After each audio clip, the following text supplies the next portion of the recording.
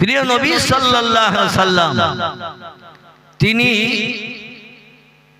1 মাস নয়, 2 মাস নয়, 3 মাস নয়, 1 বছর নয়, 2 বছর নয়, 3 বছর নয়, একটানা 10 বছর কাল পৃথিবীর সেরা 2 নম্বরের মসজিদ যেটি, এই মসজিদটির নাম হলো মসজিদে নববী।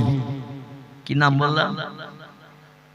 নবীজি নিজ হাতে বানিয়েছিলেন একটি মসজিদ মদিনার দেশে, যে দেশটির পূর্ব নাম ছিল ইয়াসরিব। পরবর্তীতে নবীজির আগমনের কারণে আল্লাহ পাকই নাম পাল্টিয়ে নামকরণ করে দিয়েছিলেন আল মদিনাতুল মুনাওয়ারা। জোরে বলুন একটু সুবহানাল্লাহ। এই মদিনার দেশে দলে দলে মানুষ যখন নবীজির হাতে হাত দিয়ে কলেমা পড়ে মুসলমান হলো, মক্কায় 13 বছর কলেমার দাওয়াত দিয়ে ইসলামের কথা বলে মাত্র 40 জনের মতো মানুষকে দ্বীনের দীক্ষা দিয়েছিলেন, কলেমার কথা শুনিয়েছিলেন। তারা কলেমা পড়েছিল, তবে প্রকাশ করতে পারত না। মক্কা নগরীতে গোপনে গোপনে ইসলামের কাজ করত। প্রকাশ করলেই তাদের জীবন নিয়ে টানাটানি হতো, বিবি বাচ্চার সঙ্গে সম্পর্কচ্যুত করে দিত। এই জন্য গোপনে কলেমা পড়ে গোপনে গোপনে কলেমার প্রচার প্রসার তারা করেছিল। আর মদিনার দেশে পয়গম্বর এসে কলেমার দাওয়াত দিয়ে কলেমা শরীফ মদিনার মানুষকে পড়িয়ে দলে দলে মানুষ যখন মুসলমান হয়ে গেল, আল্লাহ নবী আল্লাহকে রাজি খুশি করার জন্য একটি ইবাদতের ঘর নিজ হাত দিয়ে তিনি বানিয়েছিলেন। এই ঘরটির নাম হলো মসজিদে নববী। নবীর হাতে দিয়ে বানানো, তাই নবীর নামে নামকরণ করা হয়েছে নববী। এই মসজিদে 1 রাকাত নামাজ পড়লে 50,000 রাকাত নামাজ পড়ার সব কিয়ামত পর্যন্ত উম্মতে মুহাম্মাদীদের নামামলে আল্লাহ অতীতে জুটিয়ে দিয়েছেন, বর্তমানে জুটাচ্ছেন, ভবিষ্যতেও জুটবে। এই মসজিদে নবীজি 1 দিন 2 দিন 1 মাস 2 মাস 1 বছর 2 বছর নয়, একটানা 10 বছর কাল এই রকম ওয়াজের মজলিস করেছিলেন। ক বছর বললাম? একটানা 10 বছর। এখন আমরা ওয়াজের মজলিস করি বাইরে ফাঁকায়, পান্ডেল করে সামিয়ানা টানিয়ে লাইট মাইক দিয়ে ওয়াজ নসিহতের মজলিস করি। আর নবীজি ওয়াজ করেছেন একটানা 10 বছর মসজিদের ভিতরে। জোরে বলুন সুবহানাল্লাহ। আমার ভাইরা, রাসূল যখন জোহরের নামাজ বাদ, আসরের নামাজ বাদ, মাগরিবের নামাজ বাদ, এশার নামাজ বাদ, যখন যেদিন যেমন সময় পেতেন, পয়গম্বর সাহাবীদের দিকে ফিরে একটা পাথরের মেম্বারের উপরে বসে মসজিদে নববীতে মেহরাবের ভিতরে পয়গম্বর নামাজ পড়তেন সাহাবীদের নিয়ে। নামাজ শেষ হয়ে গেলে মেহরাব যেখানে ইমাম দাঁড়ায়, ইমাম দাঁড়ানোর পাশে একটা 3টে ধাপের উঁচু জায়গা আছে না? আপনাদের মসজিদে আছে তো নাকি? আছে, সব মসজিদে আছে। একে বলা হয় মেহরাব। কি বলা হয়? মেহরাব। আচ্ছা, মেহরাবের ধাপ কটা? 3টে। আচ্ছা, 4টে করা যেত না? 2টো করলেও তো করা যেত, 3টি কেন? এ নিয়েও একটা তথ্য আছে। মসজিদে টোটাল 3টি দলের মানুষের আনাগোনা। কটা দল? মসজিদে টোটাল আছে 3টি দলের মানুষ।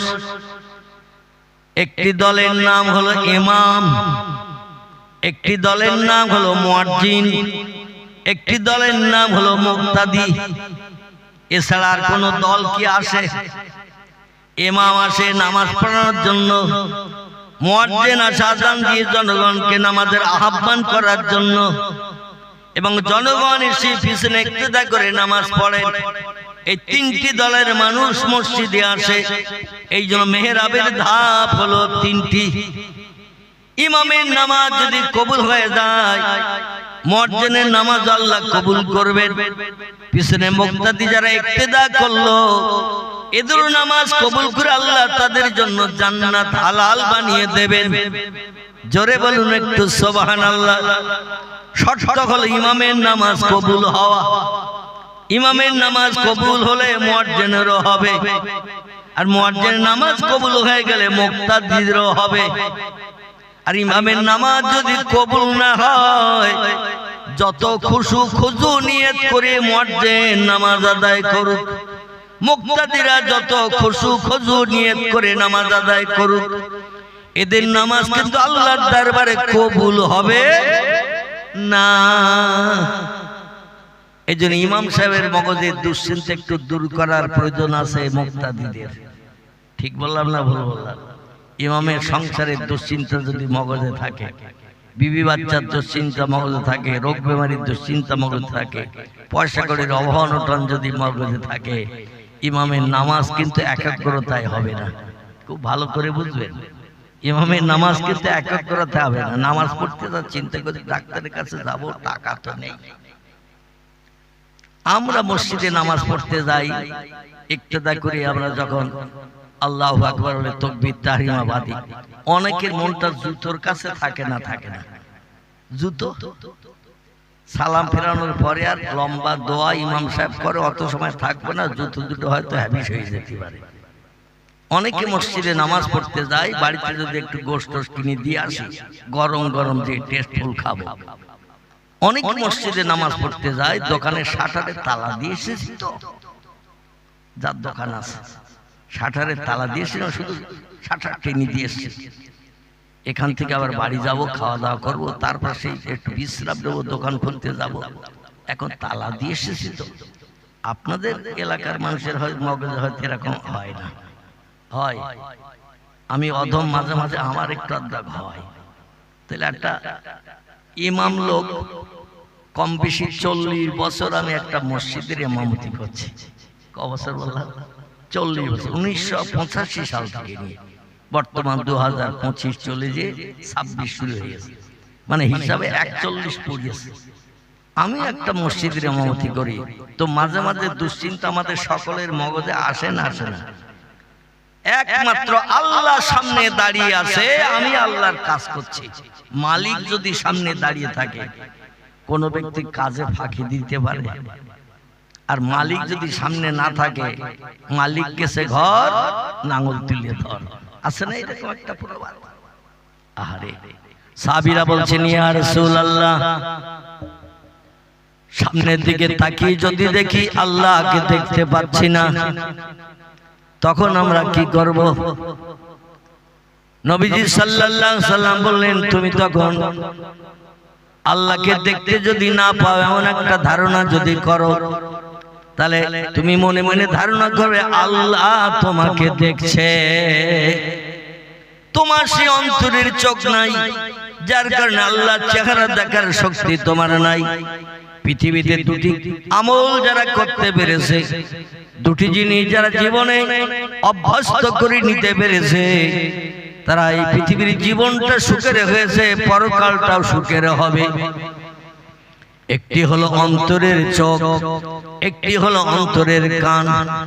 এই অন্তরের চোখ, অন্তরের কান পৃথিবীতে যারা আলগা করে নিতে পেরেছে, দুনিয়ার হায়াতে জিন্দেগিতে বেঁচে থাকতো মাবুদের চেহারা দেখার সুযোগ আল্লাহ তাদের নসিবে জুটিয়েছে। ইমাম আবু হানিফা রাহমাতুল্লাহ আলাইহির নাম আপনারা কম বেশি শুনে থাকবেন, যিনি আমাদের মাযহাবের ইমাম।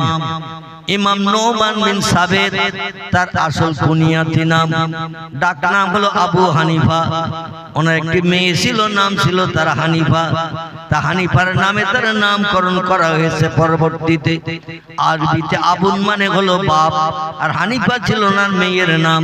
তো হানিফার বাপ বলে বলে দেশের লোক তারে ডাকতো। জোরে বলুন একটু সুবহানাল্লাহ। যেমন কেউ যদি কলা কেনা ব্যবসা করে, দেখবেন লোকজন দেখলে বলে কলাওয়ালা ভাই এদিকে আসেন। কেউ যদি ডিম কেনা কাজ করে, রাস্তায় বলে ডিমওয়ালা এদিকে এসো, বলে না? বলে না? ওনাকে হানিফার বাবা বলে বলে ডাকতেন। উনি জীবনে 40 বছর কাল এশার ওযুতে ফজরের নামাজ আদায় করেছেন। জোরে বলুন একটু সুবহানাল্লাহ। ক বছর বললেন? 40 বছর পর্যন্ত এশার নামাজের ওযুতে রাত্র দ্বীপ্রহরের পর থেকে ফজরের আজান ধ্বনি পর্যন্ত এই যে লম্বা সময়, এই সময়টা একটা নামাজ আছে, আল্লাহ রেজা মন্দিরের নামাজ। এই নামাজটি হলো নফল নামাজ, পড়লে সব, না পড়লে কোনো পাপ নাই। শরীয়তে 5 ওয়াক্ত নামাজ হলো আমাদের জন্য ফরজ, অবশ্য কর্তব্য। আল্লাহর দুনিয়ায় বাস করতে গেলে, আল্লাহর নেয়ামত খেতে গেলে, আল্লাহর অনুদান বিবি বাচ্চা নিয়ে সংসার জীবনে সুখ ভোগ করতে গেলে, আল্লাহর জমিনে ঘর বেঁধে থাকতে গেলে, আল্লাহকে 5টা বার 24 ঘন্টার ভিতরে আল্লাহর জমিনে একটু কপাল ঠেকিয়ে সেজদা করে মাবুদের নামের তাসবিহ পড়তে হবে। সুবহানা রাব্বিয়াল আলা, সুবহানা রাব্বিয়াল আলা। আপনাদের মসজিদে সেজদায় যখন ইমামের সঙ্গে মুসল্লিরা যায়, এখানে অন্য তাসবিহ পড়ে তো নাকি? কি অন্য? তাম পৃথিবীতে বর্তমান 256টির মতো দেশ বিদ্যমান। কটি বললাম? গুগল সার্চ করে দেখবেন, পৃথিবীতে বর্তমান দেশের সংখ্যা বলা হয়েছে 256টির মতো। Japan, German, England, Holland, Poland, Italy, Brazil, Thailand, Singapore, Burma, Rangoon, Hindustan, Pakistan, Bangladesh, Afghanistan, Iraq, Iran, Kuwait, Jordan, Arab, পারস্য, তুরস্ক, Libya, Nigeria, Indonesia, Malaysia, Sri Lanka, Burma, Tajikistan, Kazakhstan, Balochistan, Azerbaijan, Armenia, Saudi Arab, Arab আমিরশাহী, শাম, সিরিয়া, মরক্কো, ইয়ামান, বুলগেরিয়া, মিশর, Jordan, পারস্য। এইভাবে বর্তমান পৃথিবীতে দেশের সংখ্যা আছে 256টির মতো। এমন কোন দেশ পৃথিবীতে নাই যে দেশে মসজিদ নাই। পৃথিবীতে বর্তমান 256টি দেশেই মসজিদ আছে। জোরে বলুন সুবহানাল্লাহ। বর্তমান পৃথিবীর 256টি দেশের ভিতরে মুসলমানেরা বসবাস করছে। বর্তমান পৃথিবীতে 256টা দেশে বিশ্বনবীর উম্মতরা আল্লাহর ইবাদত বন্দেগী করছে। কিন্তু এমন অনেক দেশ আছে যে দেশে হিন্দু নাই, জৈন নাই, শিখ নাই, বৌদ্ধ নাই, ইহুদি নাই, খ্রিস্টান নাই, কোল নাই, ভিল নাই, নাগা নাই, খাসা নাই, মুন্ডা নাই, আর্য নাই, অনার্য নাই, আদিবাসী নাই, সাঁওতালি নাই। এমন অনেক দেশ আছে, সে দেশে খুঁজলো একটা এইসব ধর্মাবলম্বী খুঁজে পাওয়া যাবে না। কিন্তু মুসলমান এমন একটা জাতি, পৃথিবীর সব দেশে ঘর বেঁধে বাস করছে এবং আল্লাহর ইবাদতের জন্য সব দেশে মসজিদ বানিয়ে রেখেছে। এই মসজিদে যখন নামাজ হয়, সব দেশের রুল অফ রেগুলেশন, আইন, নিয়ম নীতিটি হলো সব দেশের নিয়ম হলো একই। ইসলাম শরীয়তের ইবাদতের কোনো পার্থক্য নাই। আমরা এই ভারতবর্ষের পশ্চিম বাংলায় যখন সেজদায় যাই, আমরা যে তাসবিহ পড়ি, পৃথিবীর সব দেশের মানুষরা একই তাসবিহ পড়ে। পয়গম্বর তিরমিজি শরীফের হাদিসে জানাচ্ছেন, যখন কোন বান্দা সেজদায় যে সুবহানা রাব্বিয়াল আলা, হে মহান পবিত্র আল্লাহ, তুমি খাও না, তুমি ঘুমাও না, তুমি পেশাব করো না, তুমি পায়খানা করো না, তোমার রোগ বেমারি হয় না, তোমার বিবি নাই, বাচ্চা নাই, সন্তানাদি নাই, বাপ নাই, মা নাই, অতীতে ছিলে একা, বর্তমানে আছো একা, ভবিষ্যতেও থাকবে একা। এই তাসবিহটা সেজদায় যে বান্দারা কপালে তোলা মাখিয়ে, নাকে খড় দিয়ে, নাক ঘাসনি দিয়ে, দুই চোখের পাশে দুটো হাত রেখে বাইরের দৃশ্য দেখা থেকে বঞ্চিত করে দিয়ে বান্দার জবানে যখন এই তাসবিহ ওঠে, আল্লাহ নবী তিরমিজি শরীফ, আবু দাউদ শরীফের হাদিস জানাচ্ছেন, কোন বান্দা যখন দুনিয়ার সব দৃশ্য দেখা থেকে বঞ্চিত হয়ে হাত দুটো দুই চোখের পাশে আড়াল করে রেখেছে, বাইরের কিছু যাতে দেখার সুযোগ না হয়, বান্দারা যদি মাত্র 2টি বার আল্লাহ নামের এই তাসবিহ সুবহানা রাব্বিয়াল আলা, এই তাসবিহ যদি 2টি বার পাঠ করে নেয়, পয়গম্বর বলছেন আল্লাহ পাক খুশিতে এত বাগ হয়ে যায়, এত আনন্দে আত্মহারা হয়ে যায়, ডেকে বলে, যা রে বান্দা যা, আমি তোর সারা জীবনের গুনাহ মাফ করে বেগুনাহ মাসুম বানিয়ে দিলাম। নারায়ে তাকবীর। কবার পড়লে? 2 বার। আচ্ছা, আমরা কম পর্যায়ে কবার পড়ি? তিনবার। তিনবারের কম আমরা আর পড়ে আর মাথা তুলি না। তো এই তসবির এত দাম, এত মর্যাদা। দুটোবার যদি বান্দে এই তসবি পড়ে, কপালে ধোলা লাগে, নাকে খড় দিয়ে আসামির বেশ নিয়ে বান্দা যখন জমিনে সেজদায় যেই তসবি পড়ে, পয়গম্বর বলছেন আল্লাহ খুশিতে এত বাগবাগ হয়ে যায়, বান্দার এই কাজে আল্লাহ এত আনন্দে আত্মহারা হয়ে যায়, আল্লাহ ডেকে বলেন, যা রে বান্দা যা, আমি তোর সারা জীবনের গুনাহ মাফ করে বেগুনাহ মাসুম বানিয়ে দিলাম। এই তসবিহ একটু বেশি পড়লে লাভ হবে না লস হবে? আমরা কম পড়ি তিনবার। মসজিদে যদি জুমার দিন জুমার নামাজ পড়তে যাই কিংবা কোনো ওয়াক্তে আমরা ইক্তেদা করতে মসজিদে গেলাম, ইমাম সাহেবরা সুবহান রাব্বিল আলা সুবহান রাব্বিল আলা সুবহান রাব্বিল আলা তিনবার পড়ি, ওঠেন একটু বেশি পড়ে, ইমাম সাহেবরা একটু বেশি পড়ে। এখন আমরা এত ব্যস্ততায় মসজিদে যাই, চার দোকানে বসে থাকি, দেখবেন একটা টেলিভিশন যদি লাগানো থাকে শোকেসের মাথার দিকে ঠিক কত ঘন্টা পেরিয়ে যাচ্ছে খেয়াল নাই। ন্যাংটা নারী ন্যাংটা পুরুষ নাচ ডান্স মুস্কি হাসি অঙ্গ ভঙ্গি দেখতে দেখতে ঘন্টার পর ঘন্টা পেরিয়ে যায়, সময় কোন পেরিয়ে যাচ্ছে খেয়াল রাখি না। আর বর্তমানে বিজ্ঞান প্রযুক্তির যুগে এক মেশিন বানিয়ে দিয়ে সিনেমা হলগুলো অকেজো করে দিয়েছে। মেশিনটার নাম কি? এই মেশিনের নাম মোবাইল মেশিন। আমার ভাইরা, বর্তমানে বিজ্ঞান প্রযুক্তির যুগে এই মেশিনটা আবার একটু নিউ মডেলের বানিয়ে দিয়েছেন, টাচ করলেই সঙ্গে সঙ্গে ফটো বেরিয়ে যায়। আপনাদের কারো কাছে হয়তো নাই, আছে? পয়গম্বর 1450 বছর আগে তিরমিজি শরীফের হাদিসে জানিয়েছেন, যে ঘরে জীবজন্তুর ফটো রাখা হয়, যে ঘরে জীবজন্তুর ফটো ক্যালেন্ডারে পিকচারে টানিয়ে রাখা হয়, ওই ঘরটি ইসলাম শরীয়তে নাজায়েজ হারাম সাব্যস্ত হয়। ওই ঘরে নামাজ কালাম তাসবিহ তাহলিল জিকির আজকার কোরআন তেলাওয়াত আল্লাহর দরবারে কোনোদিন কবুল হবে না। জীবজন্তুর ফটো, চলমান জীবজন্তুর ফটো আলা কোনো ক্যালেন্ডার যদি দেওয়ালের গায়ে টানিয়ে রাখা হয়, মাঝে মাঝে দোকানের মাল খেলে দোকানে হালখাতা হয় না? হয় না? এই দোকানে যখন হালখাতা হয় দেখবেন প্রত্যেকটি খরিদ্দারের কাছে বাকি টাকি থাকলে তাদের কাছে হালখাতা করার জন্য একটা হালখাতা দেয়া হয়। অমুক দিন 2 দিন 3 দিন হালখাতা আমন্ত্রণ করলাম, সারা বছর মাল বেচা কেনা করেছি, আপনারাও কেনাকাটা করেছেন, কথাবার্তা বলতে যে কোনো কত অশান্তি টান্তি হতে পারে, বাক্য বিনিময় হতে পারে, তো নতুন খাতায় মহরত করা হবে, পূর্ণ দ্বন্দ্ব বিভেদ সব ভুলিয়ে যাওয়া হবে, আবার নতুন করে আমরা আবার আমাদের বেচা কেনা ব্যবসা বাণিজ্য শুরু করব। একটু আসবেন, একটু মিষ্টি মুখ করে ছেড়ে দেব। দোকানে গেলে হালখাতা করতে গেলে একটু মিষ্টি টিষ্টি দেয় না? দেয় না? বাকিদের মিটিয়ে দিয়ে আসলেন, দোকানদারও খুশি, আপনিও খুশি। মাঝে মধ্যে অনেক দোকানে বসিও খাওয়ায়, আর অনেক দোকানে বাড়ির ছেলে মেয়েদের জন্য একটু প্যাকেটে করেও দিয়ে দেয় না? দেয় না? দিয়ে দেয়। দোকানদার বলছে, আমার যে একটা দোকান আছে, এটা অনেকে আপনার বাড়ির লোক কিংবা আপনজন আত্মীয় স্বজন জানে না, বোঝে না, তাই আমি একটা ক্যালেন্ডার ছাপিয়েছি, দোকানের নামটাও ক্যালেন্ডারে দিয়ে দিয়েছি।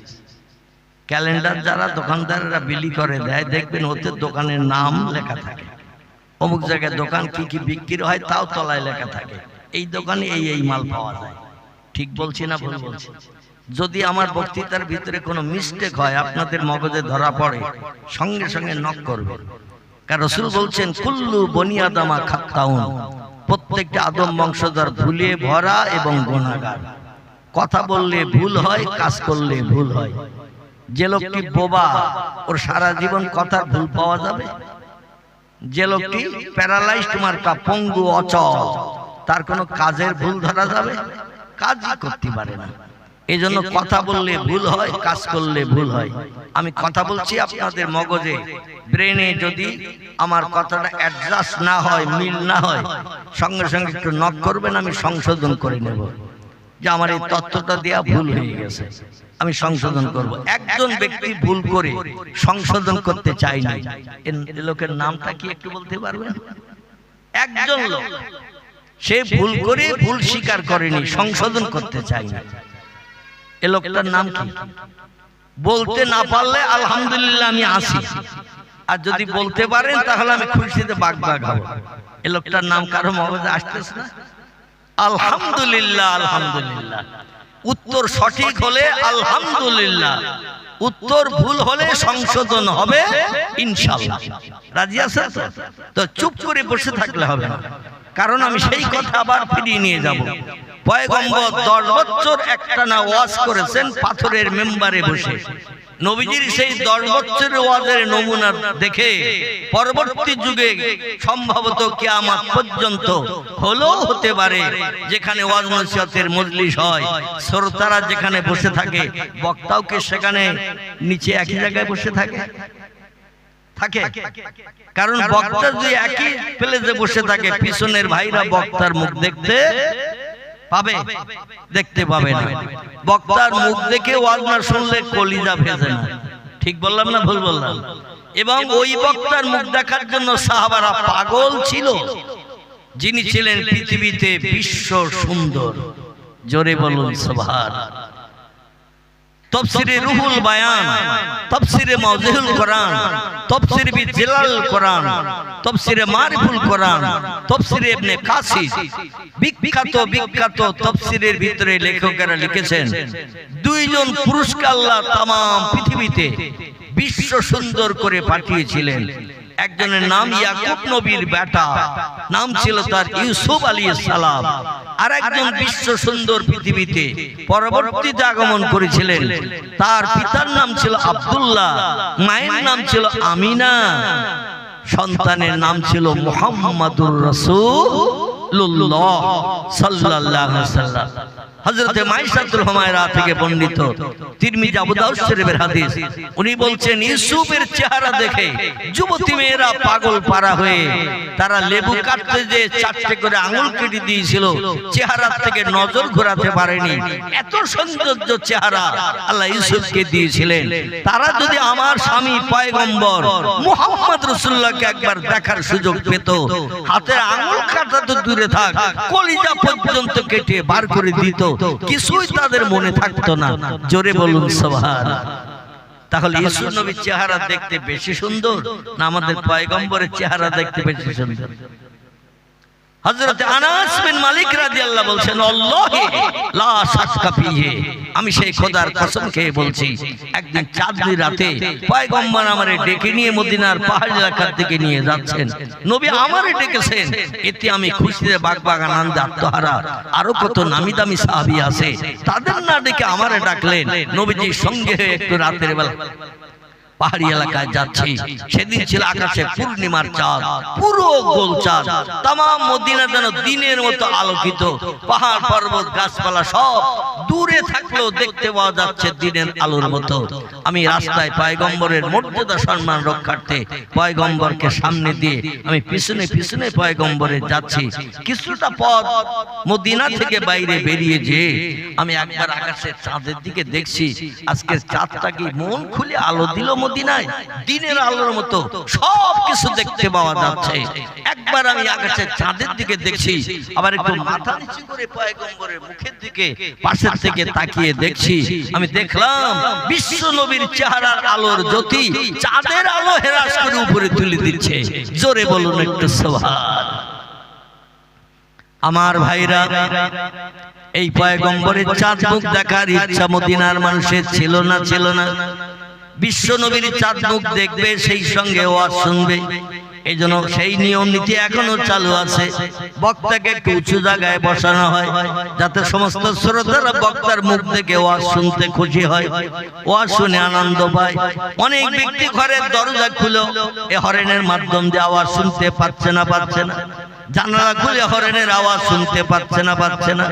ওদের ওয়াজ শোনা আর এই কম্বলে লাথি মেরে দিয়ে ঘুমকে হারাম করে মজলিসে বসে ওয়াজ শোনার মর্যাদা কি একই হবে? আসমান জমিনের ডিফারেন্স হবে। এই মজলিসের মর্যাদা রক্ষার্থে আল্লাহ বলছেন বিসমিল্লাহির রহমানির রহিম ফাইজা কুরিয়াল কুরআনু ফাসতামিউ লাহু ওয়া আনসিতু লাআল্লাকুম তুরহামুন। জোরে বলুন একটু আল্লাহু আকবার। আল্লাহ কোরআনে তত্ত্বকট করে দিয়ে বলছেন ফায়জা কুরিয়াল কোরআন, যেখানে আমার আসমানি লৌহে মাহফুজের সংরক্ষিত মিষ্টি মধুর ভাষা সত্যবাণী সত্য কোরআন যেখানে পঠিত হয়, তেলাওয়াত হয়, কোরআনের আলোচনা যেখানে করা হয়, ফাসতামিউ লাহু, একাগ্র চিত্তে মনোনিবেশ সহকারে কোরআনের আলোচনা শ্রবণ করতে থাকো।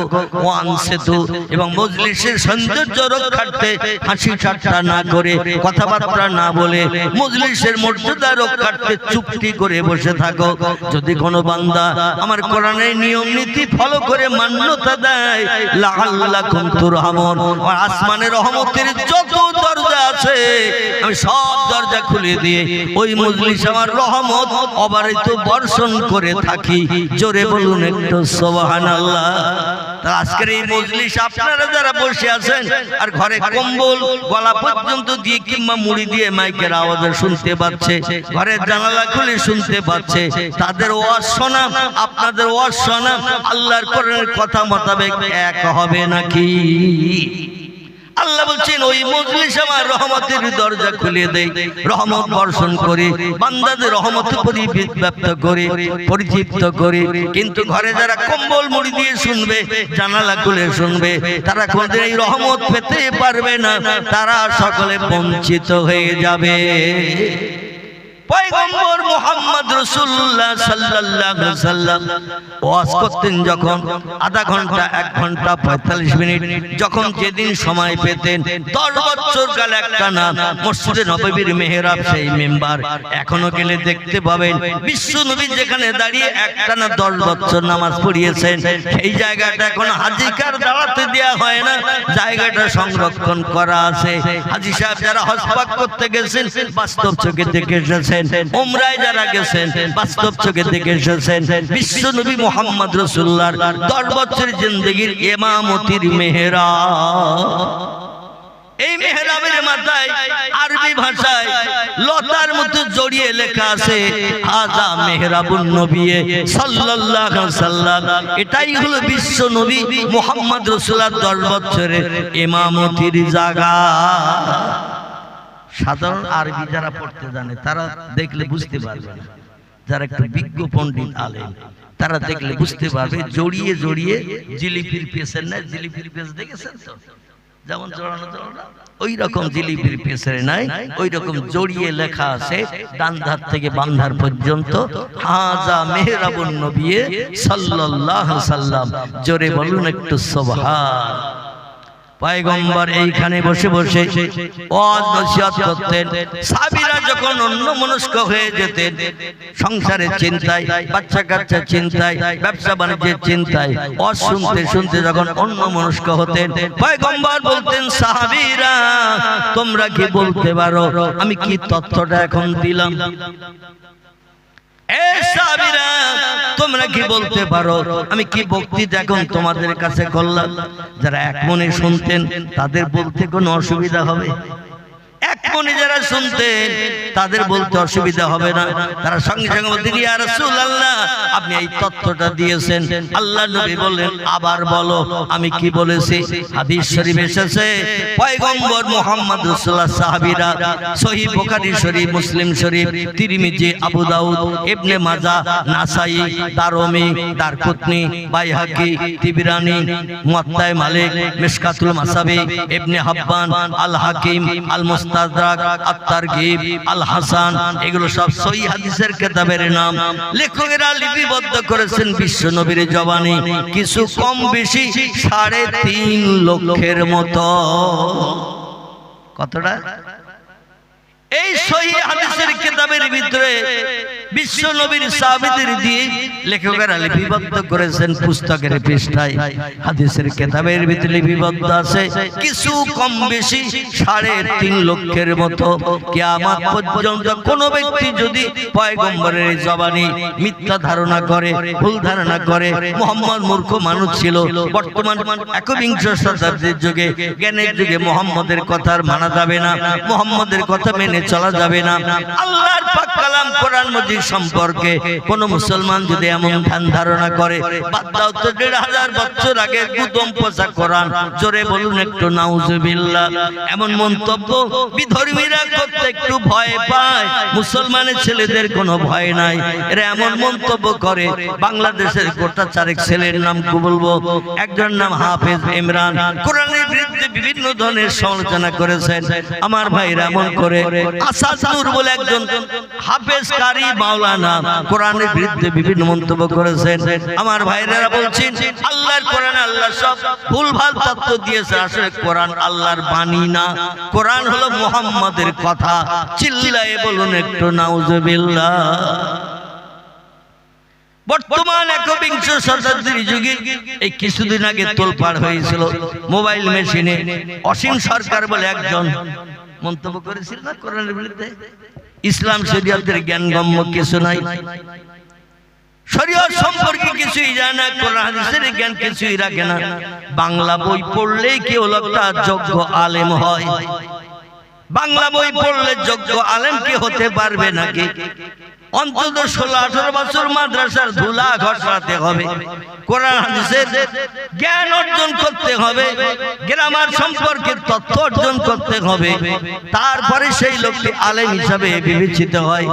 কোরআন হাদিসের কোনো জ্ঞান নাই। আমি শুনলাম খবরে, যাই হোক আমি তো বড় মেশিন ব্যবহার করি না, আমি অতীত কাল থেকে নিয়ে বর্তমান কাল পর্যন্ত ফোনে একটু কথা বলার জন্য একটা মেশিন ব্যবহার করি, যেটা আমার কাছে এখনো আছে।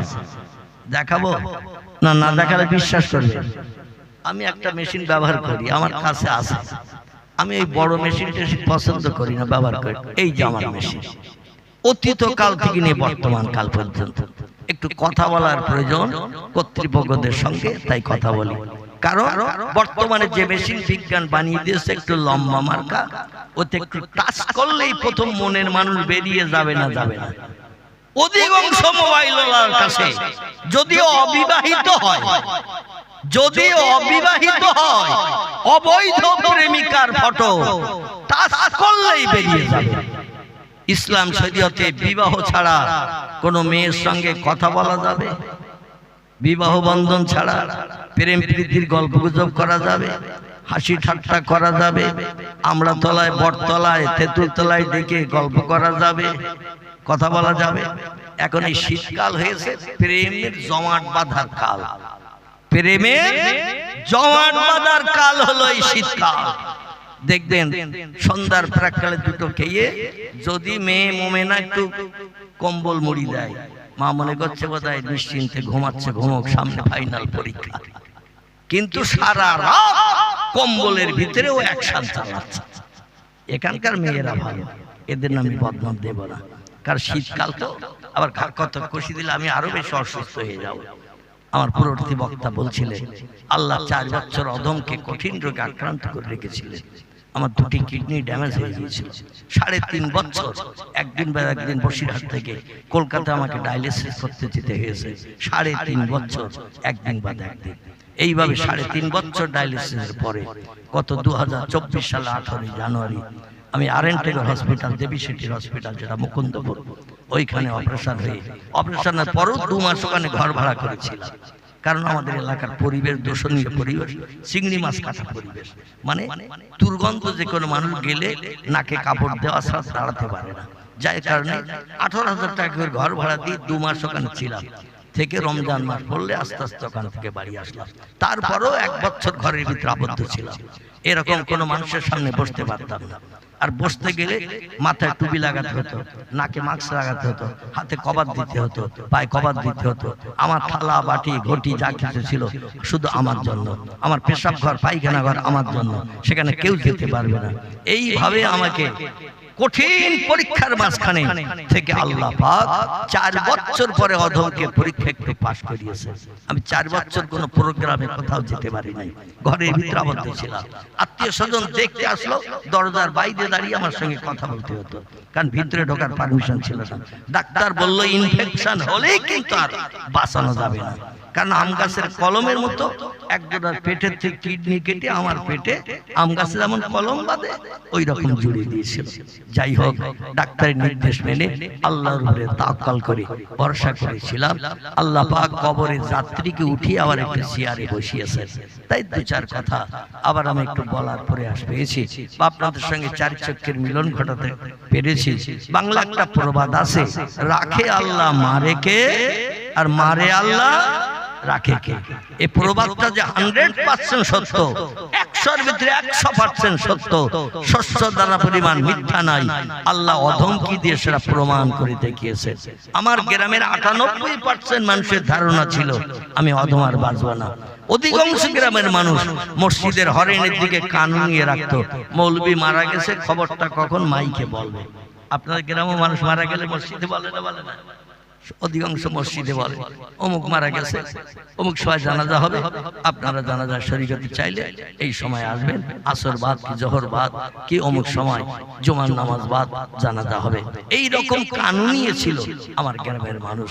কিন্তু আল্লাহ পাক তিনি বেশি, সব থেকে বেশি বেশি জানেন কোন বান্দা কবরস্থ হবে, কোন বান্দা এখনো দুনিয়া হায়াতে বেঁচে থাকবে। এটা আল্লাহ ছাড়া বেশি জানেন কে? কেউ জানেন? জানেন না। যাই হোক, আমি আল্লাহর কাছে দোয়া কামনা করব আপনাদের জন্য, আল্লাহ 2টি কঠিন রোগ যেন আপনাদের বিবি বাচ্চা আপনজন আত্মীয় স্বজন কাউকে না দেন। একটা রোগের নাম হলো কিডনি সংক্রান্ত রোগ, আরেকটি হলো ক্যান্সার। নেই কোনো অ্যান্সার। ক্যান্সার রোগ যদি কারো ধরে, বিজ্ঞানীর এখনো পর্যন্ত এই রোগের ওষুধ এখনো বানাতে পারেনি। যদিও কেমো টেমো এটা ওটা দিচ্ছে, কিন্তু কিছুদিন পরে আবার ওই রোগের সংক্রমণ শুরু হয়ে যায়। খুব বেশি দিন এই কেমো দিয়ে মানুষকে বুড়ো বয়স পর্যন্ত কোন দেশে রোগীকে ডাক্তার এখনো বাঁচিয়ে রাখতে পারে নাই। 2-5 বছর 7 বছর পরে দেখবেন আবার ওই রোগ আবার ধরে, সেই রোগ আবার কেটে ওঠে, আবার মরে যায়। আমি আপনাদের জন্য, আমি আমার জন্য দোয়া চাই, আল্লাহ এই 2টি কঠিন রোগ আমাদের কাউকে যেন না দেন। সকলে বলুন আমিন। আসুন এবার চলে যাই সেখানে। পয়গম্বর একটা কথা জিজ্ঞাসা করতেন সাহাবীদের কাছে 3 বার। তিনবার একটি কথা জিজ্ঞাসা করতেন সাহাবীরা, আমি কি তোমাদের কাছে বললাম? সাহাবীরা একই উত্তর 3-3 বার দিতেন। পয়গম্বরের মুখে তখন হাসির ঝলক উঠতো। জোরে বলুন একটু সুবহানাল্লাহ। তবে শীতের রাতে আমি অত কষ্ট আপনাদের দেব না। কোন তথ্য দিয়ে যদি একবার জিজ্ঞাসাবাদ করি, বিশ্ব নবীর সুন্নাত আদায় করতে কে কে রাজি আছেন? একটা হাত উঁচু করে দেখান। নবীর সুন্নাত আদায় করতে কে কে রাজি আছেন? আমি যদি একটাবার জিজ্ঞাসা করি কোন তথ্য দিয়ে, আপনারা হাত উঠাতে পারবেন কি পারবেন না? স্বীকৃতি দিতে পারবেন কি পারবেন না? রাসূল বলছেন মান তামাসসাকা বিসুন্নতি ইনদা ফাসাদে উম্মতি ফালাহু আজরু মিআতা শহীদিন। আল্লাহ নবীর জমানে, নবী বলছেন আখিরি জমানার শেষ যুগে পৃথিবী ধ্বংসের সময়কাল যখন এসে যাবে, শেষ যুগ যখন এসে যাবে, বর্তমানে এই জমানাটা আখিরি জমানা না আগের জমানা? এই জমানাটা আখিরি জমানা। দুনিয়া ধ্বংসের কিছু কিছু নমুনা এই পৃথিবীতে চালু হয়ে গেছে। অনেক বিজ্ঞ পণ্ডিত আলেমেরা বলছেন ইমাম মেহেদীর জন্ম হয়ে গেছে, ইমাম মেহেদীর জন্ম হয়ে গেছে, এখনো তিনি প্রকাশ পান নাই, খুব সত্তার প্রকাশ পেয়ে যাবে। যাই হোক, তামাম পৃথিবী লাল মানুষেরা দেখতে পাবে, লাল। তিরমিজি আবু দাউদ শরীফে হাদিস নবী বলছেন পৃথিবীর যেদিকে তাকাবে যখন দেখবে লাল, তখনই বুঝবে কিয়ামতের সন্নিকট অবস্থা এসে গেছে। সাহাবীরা বলেন মা হিয়াল আহমার ইয়া রাসূলুল্লাহ, লাল বলতে কি বোঝায়? নবী বলতেন লাল বলতে শুধু পাকা বাড়ি দেখতে পাবে, মাটির বাড়ি আর নজরে দেখতে পাবে না। বর্তমান সরকারি সুযোগ সুবিধার কারণে আমি চাইছি না সরকারি সুযোগ সুবিধা বান্দাদের না হোক, এটা চাইছি না। সরকার দিচ্ছে গরিব মানুষদের ঘর, কিন্তু এরা হল নবীজির বর্ণনা 1450 বছর আগে কিয়ামতের লক্ষণ। প্রত্যেকটি দিকে আপনি যখন তাকাবেন পাকা বাড়ি দেখতে পাবেন, লাল ইটের বাড়ি দেখতে পাবেন, লাল রঙের বাড়ি দেখতে পাবেন। কিয়ামতের জন্য অপেক্ষা করো, আল্লাহ বেশি দিন আর পৃথিবীতে বসবাসের সুযোগ দেবে না। জোরে বলুন একটু নাউজুবিল্লাহ, জোরে বলুন একটু নাউজুবিল্লাহ। পয়গম্বর মুহাম্মদ রাসূলুল্লাহ বলছেন সেই জামানায় ওই যুগে যদি আমার কোন উম্মত আমার একটা সুন্নত আমল করি, একটা সুন্নত চালু রেখে কবরে যদি কবরস্থ হয়ে যায়, আল্লাহ নবী বলছেন আল্লাহ পাক খুশিতে বাগবাগ হয়ে সন্তুষ্ট হয়ে ওই বান্দার জন্য 100 শহীদের মর্যাদা দান করে হিসাব নিকাশবিহীন জান্নাত হালাল বানিয়ে দেবে। নবীর বাহ্যিক সুন্নত হলো 3টি, আরো একটু বাড়িয়ে ধরলো 4টি। একটি হলো মাথার টুপি, 2 নম্বর মুখের দাড়ি, 3 নম্বর হাঁটুর নিচে লম্বা জামা, 4 নম্বর নবীর আরেকটি সুন্নত সেটা হলো পাগড়ি। কি নাম বলা? এই 4টি সুন্নত যদি কোনো মুসলমান দেহের সঙ্গে অ্যাডজাস্ট করে রাস্তাঘাটে পথে হাটে মাঠে জামার বাড়ি শ্বশুর বাড়ি যে কোনো জায়গায় যদি যায়, যে কোনো ধর্মাবলম্বী দেখলে ওরে হিন্দু ভাববে। কি হিন্দু ভাববে?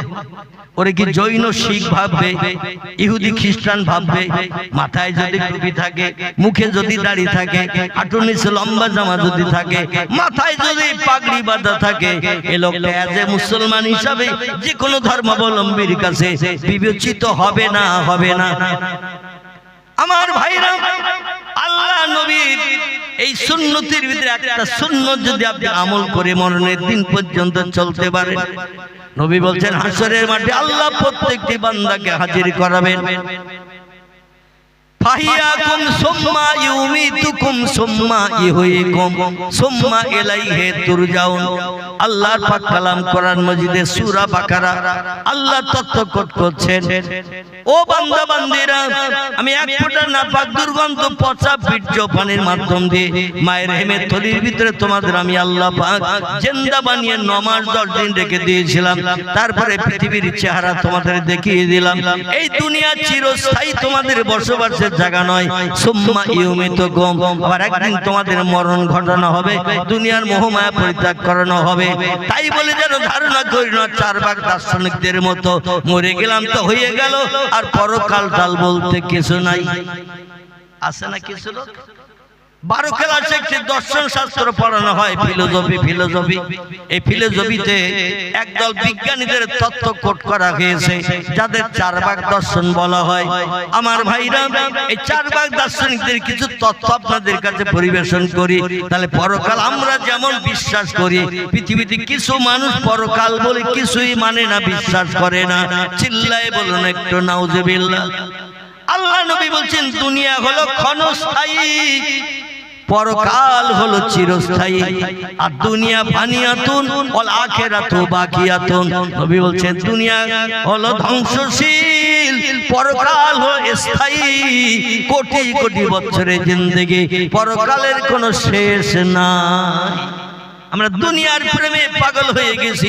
60, 65, 70 বছরের জন্য পরকালে চিন্তা করি, মুয়াজ্জিনের আযানে কান্দি না, রমজান মাসে রোজা রাখি না। রমজান মাসে দেখবেন মুসলমানের ছেলেরা চার দোকানে বসে 13 কাপ করে চা খায় দিনের বেলা। 13 কাপ করে খায়। একজন জিজ্ঞাসা করছে, প্রতিদিন তোরে 2 বার 3 বার চা খেতে দেখি, সকালে একবার, দুপুরে একবার, সন্ধ্যাবেলা একবার, তো এখন এত চা খাচ্ছিস কেন? বলে চাচা দাদা সব রোজায় আছে, খরিদ্দার তো দোকানে আসে না, দোকানদারের দুশ্চিন্তা, রাতে ঘুম হবে না, তা এখন দোকানদারের মনে একটু হাসি ফোটানোর জন্য আমি 13 কাপ করে খাচ্ছি। দোকানদারের মনে হাসি ফোটানোর জন্য। রোজাদার তো চা খেতে আসে না দিনের বেলা, বেচা কেনা হবে না, দোকানদারের দুশ্চিন্তা হবে, তাই 13 কাপকে উসুল তুলে দিচ্ছি। আচ্ছা, এদের জায়গা কোথায় হবে বলেন তো দেখি? নিজেও রাখে না, আবার চাচারে ডেকে বলে আসেন চাচা 1 কাপ চা খেয়ে যান। চাচা বলে বেয়াদব নাতি, বুঝিস না রমজান মাস, বলে আসলে তুমি খাবে না তো একটু ডেকে ঠাট্টা করছি চাচা। নাউজুবিল্লাহি মিন যালিক, জোরে বলবো নাউজুবিল্লাহ। আরে চাচারে ডাকতেছে রমজান মাসে চা খাওয়ার জন্য, আর যখন চাচা খায় বাকি 11 মাস কোনদিন ডাকার সময় পায় নাই, কারণ ডাকলেই তো চাচা আসবে। ডাকলেই তো আসবে। এখন রমজান মাসে হাজার ডাকলো চাচা রোজা ভেঙে চা খাবে। আহারে আমার ভাইরা, চারবার দার্শনিকরা বলছে ধার করে যদি ঘি ভাত খেতে হয় তো খাও, খেয়ে মরো, মরণের পরে আর কিছু নাই। এই দার্শনিকরা বলছেন দুনিয়া হলো ক্ষণস্থায়ী, আজকের বেঁচে আছো আগামীকাল থাকবে, এই সার্টিফিকেট দেওয়ার ক্ষমতা আমাদের নাই। আগামীকালের জন্য কোন আশা ভরসা যেন উঠিয়ে রেখো না। যখন যেটা মনে ইচ্ছা হবে সঙ্গে সঙ্গে পূরণ করিও। মদ খাওয়ার ইচ্ছা হলে আজই খাও, সুদের ব্যবসা করার ইচ্ছা হলে আজই শুরু করে দাও, বিধবা নারীর দরজার করোনার দিয়ে জীবন যৌবনে ক্ষুধা নিবৃত্তির ইচ্ছা হলে আজই যেয়ে করে এসো। আগামীকালের জন্য আশা উঠিয়ে রেখো না, কারণ যমদূত আজরাইল যদি এসে একবার চাবি মোড়া দেয় জীবনের শখ শান্তি আর মিটবে না, ওই শখ শান্তি নিয়ে চলে যেতে হবে। এই জন্য যখন যেটা মনে ইচ্ছা হবে সঙ্গে সঙ্গে পূরণ করিও। সৎসঙ্গীরা বলছেন কিছু ইচ্ছা পূরণ করতে গেলে তো পয়সার দরকার হয়, পয়সা না হলে ইচ্ছা পূরণ হবে না। এই দর্শন শাস্ত্রের দার্শনিকরা বলছেন ধার করে যদি ঘি ভাত খেতে আও তো খাও, খেয়ে মরো, মরণের পরে আর কিছু নাই। ধার করে যদি ঘি ভাত খেতে হয় তো খাও, খেয়ে মরো, মরণের পরে আর কিছু নাই। বলো তাহলে আমরা যে দেনা করলাম, ধার করলাম, ঘি ভাত খেলাম, ইলিশ মাছ খেলাম, খাসির গোশত খেলাম, আমাদের ঋণের উপায় কি? বলে মরে গেলে কোনো ব্যক্তি তোমার কাছ থেকে একটা পয়সা আদায় করে দিতে পারবে না।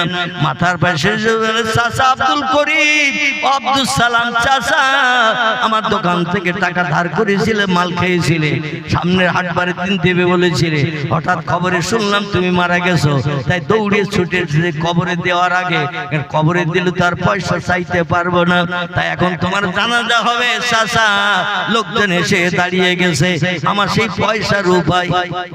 চার ভাগ দার্শনিক বলছে হাজার যদি চিল্লাই পাওনাদার একটা পয়সা আদায় করে নিতে পারবে না।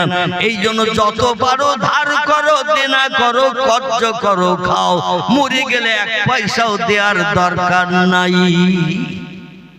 আমাদের মুসলমানের ঘরের একটি ছেলে, নাম হলো তার ওমর খৈয়ম, বিশ্ববিখ্যাত খোদাদ্রোহী কবি, মুসলমানের ছেলে, নাম হলো তার ওমর খৈয়ম।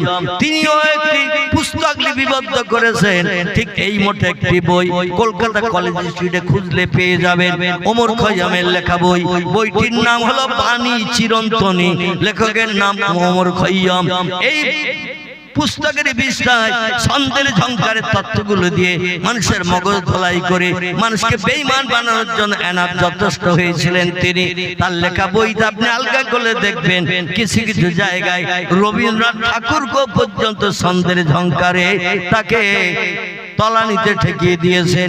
তার ব্রেন মগজ এত সাফ ছিল, প্রত্যেকটি লাইনের মাথায় অক্ষরের মিল দিয়ে দিয়ে কবিতা লিপিবদ্ধ করেছেন এবং তথ্যমূলক কবিতা। আমার ভাইরা ওমর খৈয়াম বলছেন এই বেলা ভাই মদ খেয়ে নাও, কাল নিশ্চিতের ভরসা কই, চন্দ্র কিরণ রহিবে যুগ যুগ ধরি, আমরা তো আর রব না সই। তিনি বলছেন এই পৃথিবীর মানুষেরা নগদ যা পাও হাত পেতে নাও, বাকির খাতা শূন্য থাক, দূরের বাঁশি শুনে কি লাভ, মাঝখানে যে বেজায় ফাঁক। ওমর খৈয়ামের লেখা কবিতা। আমি খুব বেশি তত্ত্ব দিয়ে সময় নষ্ট করব না। উনি বলছেন নগদ যা পাও হাত পেতে নাও, বাকির খাতা শূন্য থাক, দূরের বাঁশি শুনে কি লাভ, মাঝখানে যে বেজায় ফাঁক। এই বেলা ভাই মদ খেয়ে নাও, কাল নিশীথের ভরসা কই, চন্দ্র কিরণ রহিবি যুগ যুগ ধরি, আমরা তো আর রব না সই। তিনি বলছেন প্রতিদিন আকাশে চন্দ্র উদয় হয়, আলো দেয়, কিন্তু আমাদের যদি দেহ থেকে একবার প্রাণ বেরিয়ে যায় আমরা কিন্তু দুনিয়ার মানুষের নজরে আর আমাদের চেহারা দেখাতে পারবো না। এই জন্য মদ খাওয়ার ইচ্ছা হলে আজই খাও, সুদ খাওয়ার ইচ্ছা হলে আজই খাও, ব্যভিচারী করার ইচ্ছা হলে আজই করো, জীবনের শখ মিটাও, কারণ বাকির খাতা খালি থাক, বাকি মানে ফাঁকি, ফাঁকি মানে এমটি পকেট, কিচ্ছু নাই। মোল্লা মৌলবীরা ধর্মীয় যাজকেরা বলে দুনিয়ায় ইবাদত বন্দি উপাসনা করো, পরকালে তোমরা না নাজাত পাবে, তার প্রতিদান পাবে। কিন্তু আমরা হাজার যন্ত্রপাতি মেশিন দিয়ে রিসার্চ করে গবেষণা করে দেখেছি জান্নাত, আজ পর্যন্ত জান্নাতের খবরও পাই নাই, জাহান্নামেরও খবরও পাই নাই। জাহান্নাম হলো নরকাগ্নি, আগুনে পুড়িয়ে পুড়িয়ে স্রষ্টা নাকি দগ্ধ করবে। আসমানের আকাশ পর্যন্ত আমরা রকেট চালালাম, চন্দ্রযান চালালাম, মঙ্গল গ্রহ আমরা অতীত করলাম, বুধ বৃহস্পতি জয় করার চিন্তা নিলাম। মহাশূন্য শুধু ফাঁকার ফাঁকা, জান্নাত বলতে কিছু নাই।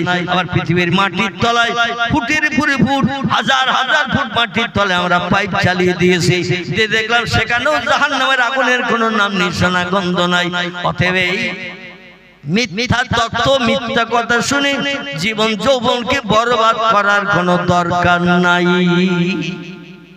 আপনাদের কাছে জিজ্ঞাসাবাদ করবো, আমরা পরকাল বিশ্বাস করি না করি না? পরকাল মানি না মানি না? দুনিয়া ক্ষণস্থায়ী, পরকাল হলো চিরস্থায়ী।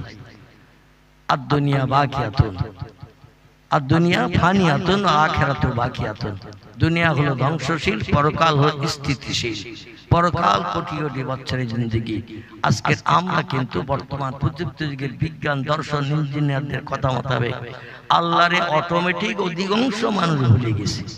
তার কারণ শরীয়তের ফতোয়ার কিতাব, কারো নাম হেদায়াত, কারো নাম ফতোয়ায়ে দুররে মুহতার, ফতোয়ায়ে কাজী খান, ফতোয়ায়ে মহিব, ফতোয়ায়ে জামে সগীর, এমন করে ফতোয়ায়ে শামী, ফতোয়ায়ে মারাকিউল ফালাহ, ফতোয়ায়ে আলমগীর, বিশ্ববিখ্যাত বড় বড় ফতোয়ার কিতাবে লেখকেরা একমত হয়ে লিখেছেন, কোরআনের কোন একটা কথা কোন মুসলমান মানতে যদি অস্বীকার করে, কোরআনের কোন একটা কথা বিশ্বাস করতে যদি আপত্তি দর্শায়, লোকটার মুসলমান থাকবে না, লোকটা কাফের হিসাবে বিবেচিত হবে।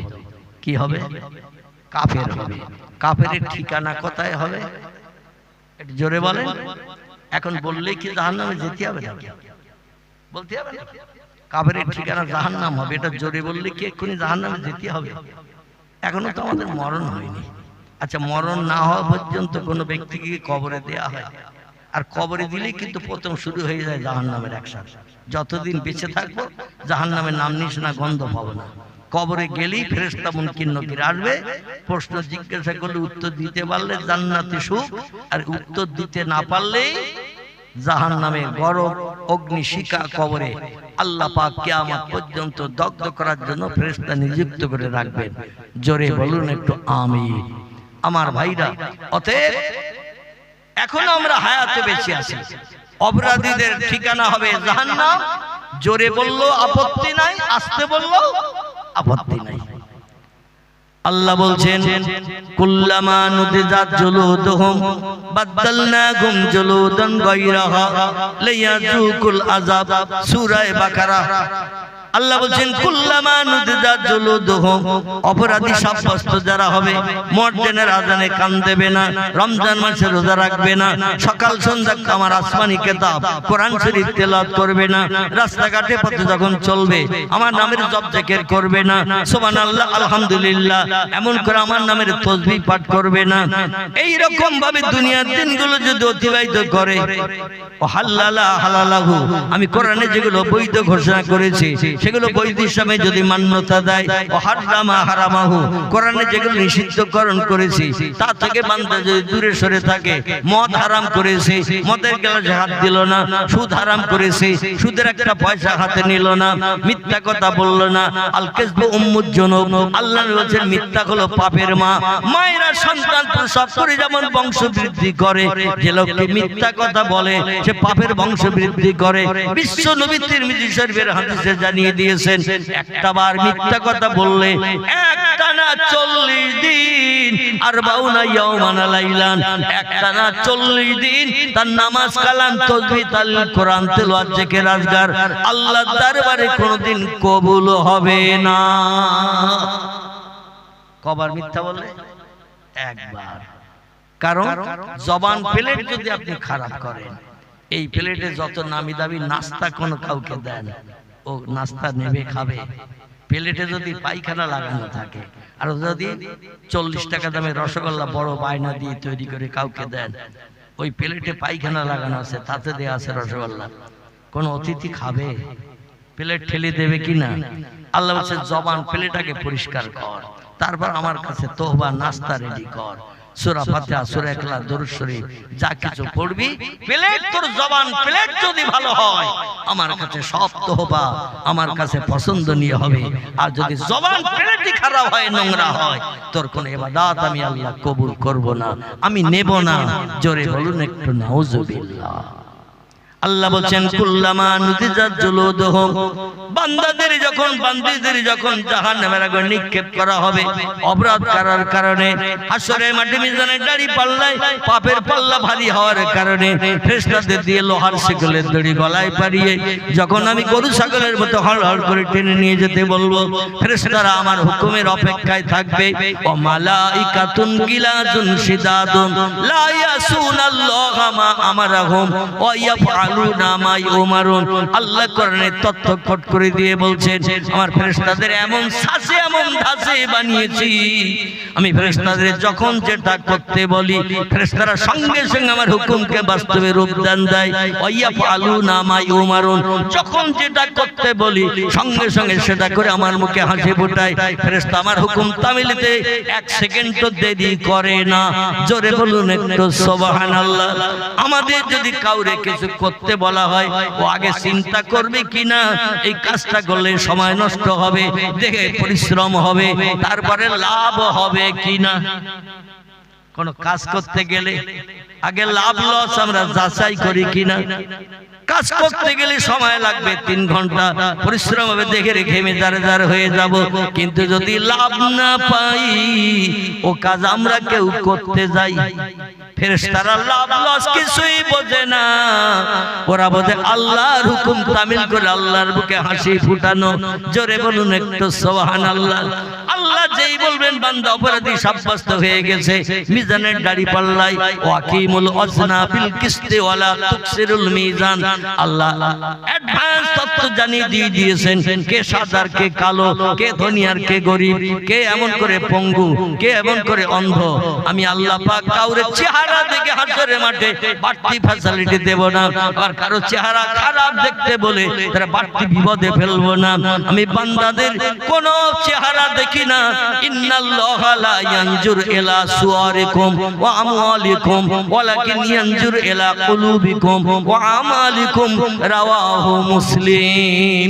ইমাম মুসলিম বিন হাজ্জাজ রাহমাতুল্লাহি ওনারই কিতাব সহিহ মুসলিম শরীফে হাদিসটি তিনি নকল করেছেন, লিপিবদ্ধ করে দিয়েছেন। পয়গম্বর বলেছেন ইন্নাল্লাহ, নিশ্চয় আল্লাহ পাক লা ইয়ানজুর, কখনোই তাদের দিকে তাকাবেন না, কখনোই তাদের দিকে নজর করবেন না।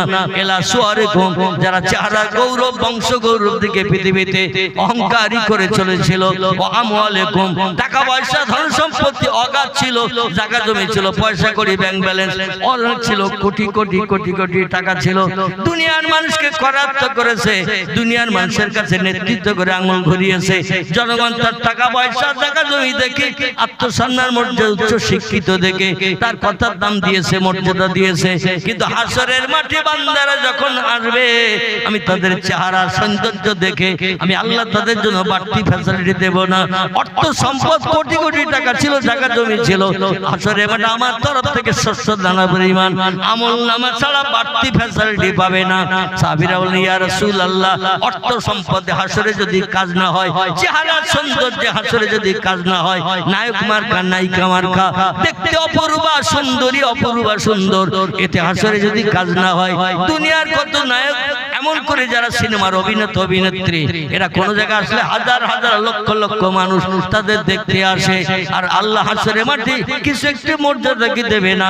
নবী বলছেন লা ইয়াইহাল আসহাব, শুনে নাও, জেনে রেখে দাও, ওয়ালাকিন ইয়ানজুর ইলা কুলুবিকুম ওয়া আমালিকুম। আল্লাহ পাক হাসরে মাঠে দুটি জিনিস বান্দাদের নজর করে মহব্বতের নজরে তাকাবেন। একটা হলো তাদের অন্তরাত্মা, কলব, অন্তরাত্মা ভালো না খারাপ, আল্লাহ এটা দেখবেন। আর 2 নম্বরে আরেকটা জিনিস আল্লাহ দেখবেন, সেটা আমালিকুম, বান্দার আমলনামা সৎ কাজ বেশি না খারাপ কাজ বেশি। এই দুটি জিনিস আল্লাহ দেখবেন। যাদের আমলনামায় ভালো কাজ থাকবে বেশি, আল্লাহ পাক নতুন জামাইয়ের মতো কদর করে তার হুকুম করা ফেরেশতাদের ডেকে বলবেন, এ ফেরেশতারা, আমার এই বান্দা পৃথিবীতে আমার দুনিয়া দুনিয়ার মর্যাদা রক্ষা করেছে, আমার হুকুমের মান্যতা দিয়েছে, একে তাড়াতাড়ি জান্নাতের দরজায় পৌঁছে দাও। ফেরেশতারা নতুন জামাইয়ের মতো কদর করে যত্ন করে নিয়ে চলে যাবেন জান্নাতের দরজায়। যে বলেন উদখুল বাবা কায়া আখি, ও আল্লাহর বান্দা তাড়াতাড়ি দরজা দিয়ে ভিতরে ঢুকে যান। ভিতরে শুধু সুখ আর সুখ, আনন্দ আর আনন্দ, ফুর্তি আর ফুর্তি। এখানে কোটি কোটি বছর ধরে তুমি 70টা যুবতী সুন্দরী হুরগেলেমান নিয়ে আনন্দ ফুর্তি করতে পারবে। যাদের বয়স 18 বছরে করা হয়েছে, হাজার হাজার লক্ষ লক্ষ বছর পেরিয়ে গেল, 18 বছরের যুবতী সুন্দরী হুরগেলেমানের বয়স 19 বছর দেখাবে না। আবার কোটি বছর পেরিয়ে গেলে এই 18 বছরের সুন্দরী যুবতী হুর 16 বছরে দেখাবে না। প্রথম যেমন চেহারা দেখবে, কোটি কোটি বছর পরও একই রকম চেহারা থাকবে। ওদের বাচ্চা কাচ্চা হবে না, স্বামী স্ত্রীর মতো মেলামেশা করবে, জীবন যৌবনে খোদা নিবৃত্তি করবে। এক একটা পুরুষের সেবা করার জন্য আল্লাহ জান্নাতের ভিতরে 70টা হুরগেলেমান বরাদ্দ করে দেবে। তিরমিজি শরীফের হাদিস পয়গম্বর বলছেন, এই জান্নাতি বান্দা জান্নাতের ভিতরে ঢুকেছে, যদি কোনো জিনিস খাওয়ার মনে মনে অনুভব করেন, ইয়ালামু খায়নাতাল আয়ুনে ওমা তুকফিস সুদূর। আল্লাহ বলছেন দুনিয়ার বান্দা বান্দিরা চোখ টিপে ইশারায় অনেকের সঙ্গে কথা বলো, যার সঙ্গে বলো সেই বুঝতে পারে, অন্য মানুষ বুঝতে পারে না ইশারায় কি আলাপ হচ্ছে। রাতের গভীরে সারা পাড়ার মানুষ ঘুমিয়ে আছে, রাত 1টার সময় ঘুম থেকে ঠেলে উঠেছো, সারা পাড়ার মানুষ ঘুমিয়ে, গভীর রাত, এখন কার পুকুরের মাছ ধরতে যাবে, কার গাছের ফল পাড়তে যাবে, কার ক্ষেতের ফসল কাটতে যাবে। ও বান্দা, রাত 1টা 2টার সময় তুমি ছাড়া বাড়ির আপনজন কেউ জানে না, সবাই ঘুমিয়ে রয়েছে। কিন্তু ধারণা করিও না, তামাম পৃথিবীর সব সৃষ্টির মতো আমি আল্লাহ ঘুমিয়ে আছি। আল্লাহু লা ইলাহা ইল্লাহু আল হাইয়ুল কাইয়্যুম লা তাখুযুহু সিনাতুন ওয়ালা নাউম। জোরে বলুন একটু আল্লাহু আকবার, আর একটু জোরে বলুন আল্লাহু আকবার। আল্লাহ বলছেন আমি সেই মহান প্রভু, সেই স্রষ্টা। ও দুনিয়ার মানুষ তোমরা শোনো, হুয়াল হাইয়ুল কাইয়্যুম, আমি অতীত ছিলাম, বর্তমানে আছি, ভবিষ্যতেও থাকবো। লা তাখুযুহু সিনাতু ওয়ালা নাওম, আমার জীবনে কোনোদিন ঘুম লাগে না, ইচ্ছা করো কোনোদিন আমি ঘুমাই না। প্রতিদিন 24 ঘন্টা রাত দিন আমি আল্লাহ জেগে থাকি। এই জন্য যে কাজ তোমরা রাতে করো দিনে করো, আমার কুদরতি নজর আমি সব দেখতে পাই। বান্দারা হাসরের মাঠে হাজির হলে পাই টু পাই তোমাদের দুই কাঁধে দুজন ফেরেশতা নিযুক্ত করে রেখেছে, যাদের বলা হয়েছে কিরামুন কাতিবিন, সম্মানিত দুইজন লিখিত ফেরেশতা। ভালো কাজ করলে ডান কাঁধের ফেরেশতা লেখে, খারাপ কাজ করলে বাম কাঁধের ফেরেশতা লেখে। যেদিন হাসরে কবর থেকে দৌড়ে হাজির দেবে, ওই আমলনামার খাতা দুটো আমার কাছে দিয়ে দেবে। সেদিন খাতা উল্টে উল্টে তোমার সব কাজকর্মগুলো তোমার চোখের সামনে প্রকাশ করা হবে। মানুষ এত বড় নিমক হারাম, আল্লাহ যেদিন প্রতিদিনের খাতা খুলে খুলে সব হিসাব দেখাবেন। অমুক দিন রাত 1টার সময় অমুকের পুকুরে মাছ চুরি করে এনেছে, অমুক দিন রাত 2:30টার সময় অমুকের গাছের ফল পেড়ে এনেছে, অমুক দিন রাত 2টার সময় বিধবা দরজার কড়া নাড়া দিয়ে জীবন যৌবনে ক্ষুধা মিটিয়েছে, টাকার বিনিময়ে পড়ে স্বামী হারা বিধবা। সংসারে তেমন কোন পুরুষ নাই, রাতের গভীরে চলে গেছি, টাকার বিনিময়ে জীবন যৌবনে ক্ষুধা নিবৃত্তি করে এসেছে।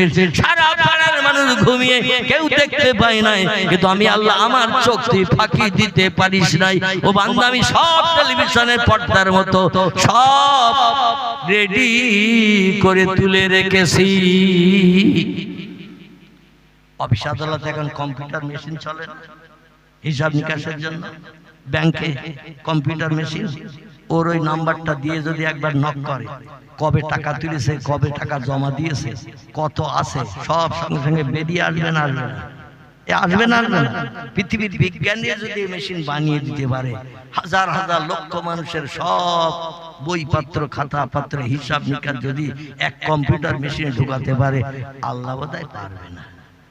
হ্যাঁ, আল্লাহ পারবে? আল্লাহ বলছেন ইয়াসিন আল কুরআনিল হাকীম, ও ও আমার মহব্বতের ইয়াসিন, বিশ্ব নবীর গুণবাচক নাম। আল্লাহ নবীদের কাজকর্ম, চলা বলা, খাওয়া দাওয়া, ওঠা বসা আল্লাহর কাছে এত প্রিয় পছন্দনীয় হয়েছিল। আল্লাহ নবীদের কাজকর্ম দেখে কিছু নাম, গুণবাচক নাম ধরে ধরে পয়গম্বরে ডেকেছেন। একটি নাম ধরে ডেকেছেন ইয়াসিন বলে, একটি নাম ধরে ডেকেছেন তাহা বলে, একটি নাম ধরে ডেকেছেন মুজাম্মিল বলে, একটি নাম ধরে ডেকেছেন রাহমাতাল লিল আলামিন বলে। জোরে বলুন একটু সুবহানাল্লাহ। আল্লাহ ডেকে বলছেন, আমার মহব্বতের ইয়াসিন, আপনি শুনে নিন, আপনার উম্মতদের জানিয়ে দিন, আল কোরআনুল হাকীম, আমার মহিমান্বিত আসমানি সেরা কিতাব, যার নাম হলো আল কোরআন। আমি কোরআনকে মহাবিজ্ঞান করে আপনার উম্মতের কল্যাণের জন্য পৃথিবীতে পাঠিয়ে দিয়ে দিয়েছি। ফালা আলাইকা, আর কোন জিনিসের প্রয়োজন হবে না। মা ফাতাকা মিনহু, আমার কোরআন আপনার উম্মতের ভবিষ্যৎ জীবনে সুখ স্বাচ্ছন্দ্যে জীবন বছর করার জন্য, পৃথিবীতে বসবাস করার জন্য আমার কোরআন আপনার উম্মতদের জন্য এনাফ, যথেষ্ট। জোরে বলুন একটু সুবহানাল্লাহ। তবে এই কোরআন যদি আপনার উম্মতরা বিশ্বাস না করে, কোরআনের কথাগুলো যদি মান্যতা না দেয়, আল্লাহ কোরআনে বলছেন, ইন্নাল্লাযীনা কাফারু ওয়া কাযযাবু বিআয়াতিনা উলাইকা আসহাবুন নারি হুম ফিহা খালিদুন। জোরে বলুন একটু আল্লাহু আকবার। আল্লাহ বলছেন, ইন্নাল্লাযীনা কাফারু, নিশ্চয় যারা আমাকে স্রষ্টা বলে মান্যতা দিল না, আমারে কেউ চোখে দেখেনি, না দেখে বিশ্বাস করার আরবি নাম হলো ঈমান। না দেখে বিশ্বাস করার নাম হলো ঈমান, যেটা চোখে দেখা যাবে না, এটা না দেখে বিশ্বাস করতে হবে। আমরা যারা এই মজলিসে বসে আছি, আমরা সারা জীবনে আল্লাহর কবার দেখতে পেয়েছি? কেউ কথা বলে না। আমরা কবার দেখেছি আল্লাহ দেখতে পেয়েছি? কেউ? ভবিষ্যতে মরণের আগ পর্যন্ত পাবে কেউ? ইমাম নোমান বিন সাবিত বলছেন, আমি যার কথা পূর্বে বলছিলাম, বলতে বলতে রেখে এসেছি, আমাদের মুজাহির ইমাম সাহেব, যিনি যার মতাদর্শ আমরা মেনে চলি, ইনি বলছেন, আমি 40 বছর কাল এশার ওযুতে তাহাজ্জুদের নামাজ সহ ফজরের নামাজ আদায় করেছি। আমি আমার জীবনে ঘুমের ঘোরে ফজরের নামাজের পর, ইমাম আবু হানিফা বলছেন, ফজরের নামাজের পরে রাতের ঘুমের ক্লান্তি দূর করার জন্য ফজরের নামাজের বাদে ওই জায়নামাজের ডান কাঁধে কাত হয়ে শুয়ে পড়েছি। আমি আমার জীবনে 82 বার আমার আল্লাহর দেখার সুযোগ পেয়েছি। কবার?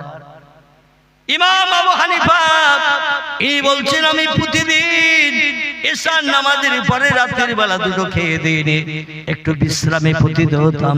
রাত তো দ্বীপ প্রহরের আগে উঠে যেতাম, দ্বীপ প্রহরের আগে উঠে যাই, ওইখান থেকে রাত তো দ্বীপ প্রহরের পর থেকে নিয়ে ফজরের আযান ধ্বনি পর্যন্ত একটা লম্বা টাইম আছে। এই লম্বা টাইমটায় একটা নামাজ আছে, নামাজ। এই নামাজটির নাম আল্লাহ কোরআনের 15 পারার সূরা বনী ইসরাইলে এই নামাজটির নাম কোট করে দিয়েছেন। জোরে বলুন একটু সুবহানাল্লাহ। বিসমিল্লাহির রহমানির রহিম। ওয়া নুনাজ্জিলু মিনাল কুরআনি মা হুয়া শিফাউ ওয়া রাহমাতুল লিল মুমিনিন।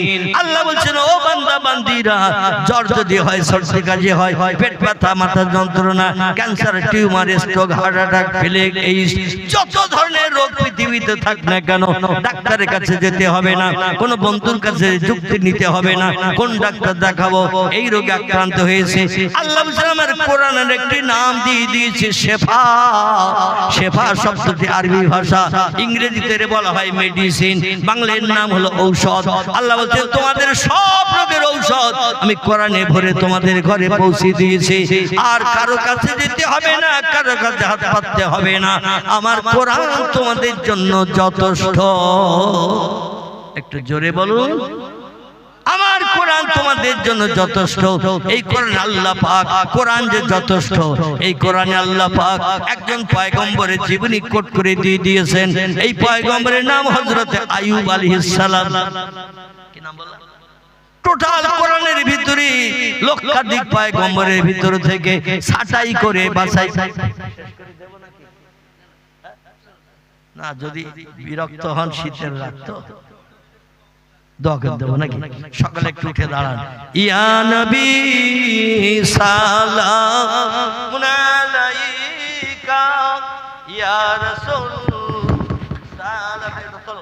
সালামুন আলাইকা ইয়া